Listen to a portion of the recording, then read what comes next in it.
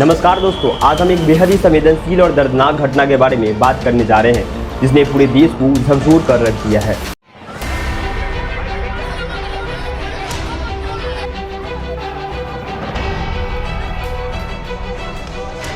यह कहानी एक पीजी प्रोग्राम की सेकेंड ईयर की ट्रेनिंग स्टूडेंट्स जो कि 31 ईयर्स की डॉक्टर मोमिता देवनाथ की है, जो अपने सपनों को पूरा करने के लिए दिन रात मेहनत कर रही थी।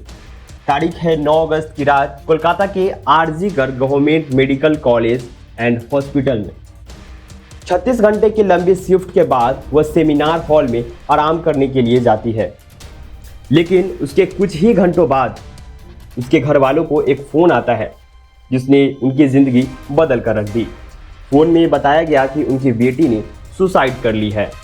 यह सुनते ही परिवार सदमे में आ गया। जब वे हॉस्पिटल पहुंचे तो घंटों इंतजार करने के बाद भी उन्हें अपनी बेटी की लाश देखने नहीं दी गई।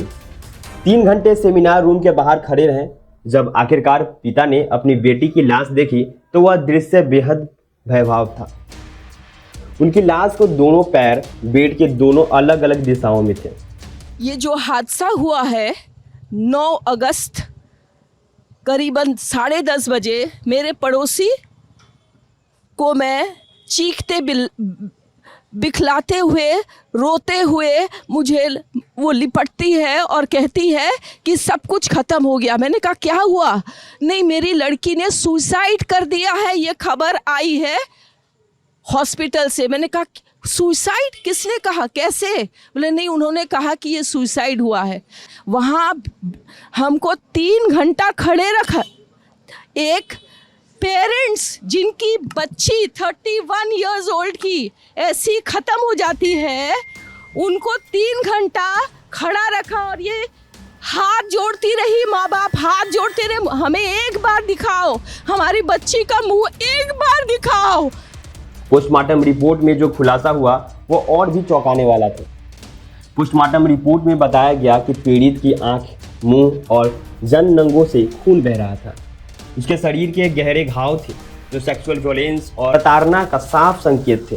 उसके गले की हड्डी टूट गई थी। चेहरे और शरीर पर जगह जगह खरोच थी। यह साफ तय था कि यह सुसाइड नहीं है बल्कि एक भयानक गैंगरेप मर्डर थी जिसने सुसाइड का रूप देने की कोशिश की गई थी। चश्मे को कूटा गया जिसके वजह से आंखों से खून निकल गया। गले में हाथ गला दबाकर मारा गया।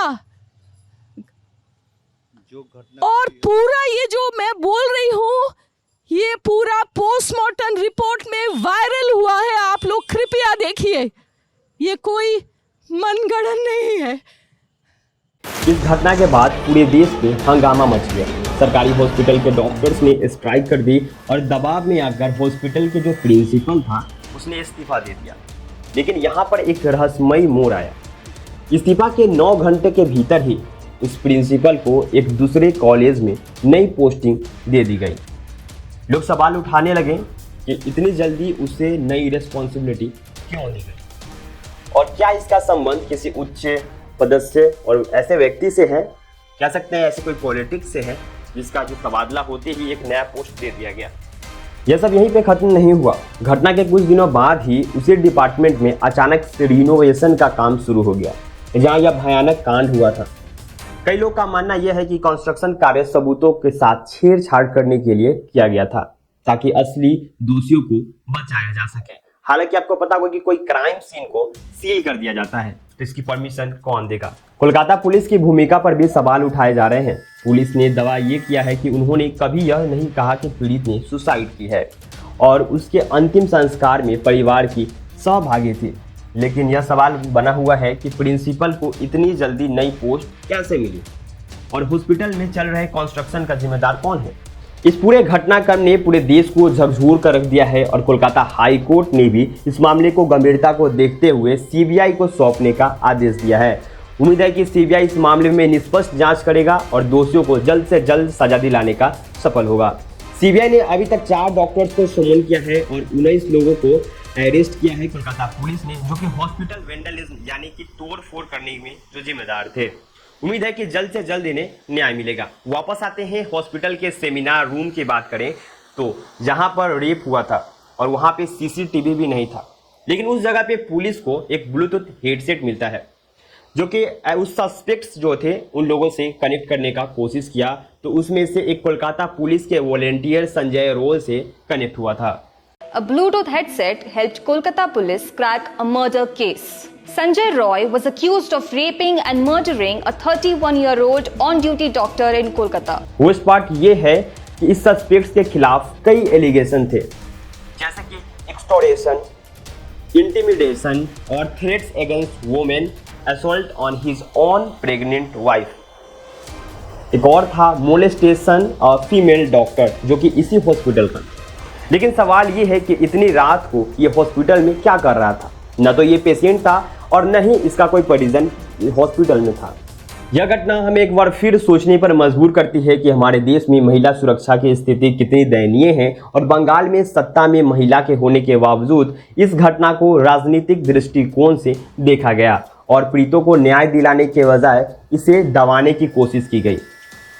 इस मुद्दे से ध्यान भटकाने के लिए ममता बनर्जी की सरकार एवं टीएमसी की पार्टी ने अलग ही पॉलिटिक्स खेलनी शुरू कर दी है। इन्होंने ऐसा दावा किया है कि इन पे अटैक किए जा रहे हैं अपोजिशन की तरफ से। বাংলায় অশান্তি করতে চান বাম এবং রাম। ममता बनर्जी के बयान की जितनी भी निंदा की जाए उतनी कम है। हम लोग यहाँ पे ड्यूटी करने से डर रहे हैं। हम लोगों को सेफ्टी चाहिए, सिक्योरिटी चाहिए। सेफ्टी एंड सिक्योरिटी के बगैर हम काम नहीं कर पाएंगे।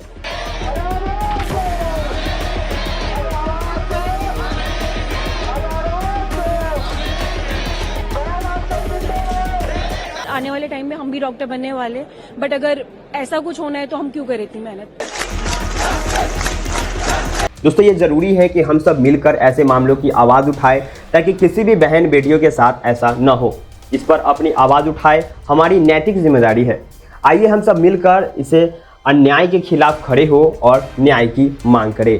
यह सब खत्म अभी नहीं ही हुआ था कि यहाँ पे एक शर्मनाक घटना आता है उत्तराखंड के, जो कि एक नर्स की है।